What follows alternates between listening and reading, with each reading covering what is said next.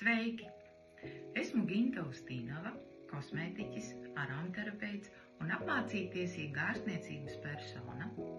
Esmu patiesi pateicīga Masieru asociācijai par izrādīto uzticību un iespēju man jau vairāk kārtīgi dalīties savās zināšanās par aromaterapiju un aicinu arī tevi pievienoties mācību ciklam Aromaterapijas pamati. Šīs lekcijas ir radītas ikvienam, kurš vēlas izprast aromaterapiju, tās iedarbības mehānismu un praktisko pielietojumu.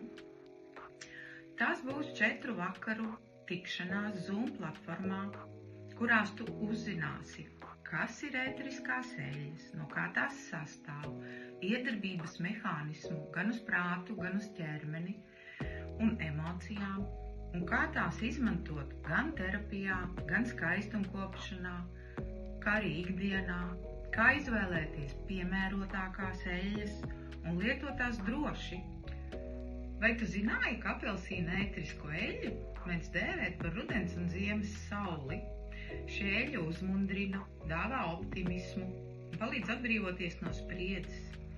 Izmantojot masāžās, šī eļļa stimulē asinsriti, uzlabo limfas plūsmu, mazina tūsku.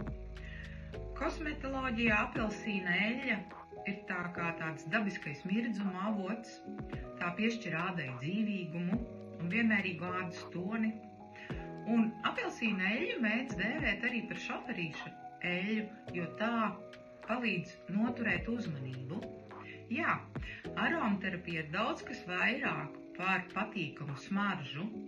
Tā ir holistiska metode, kas ir spējīga vienlaicīgi iedarboties gan uz ķermeni, gan prātu, gan emocijām.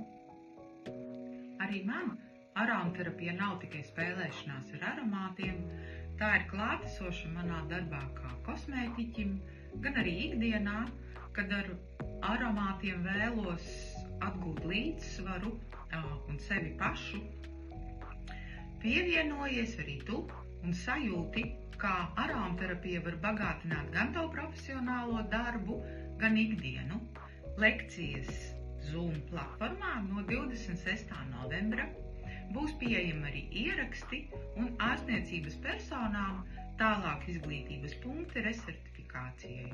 Pievienojies!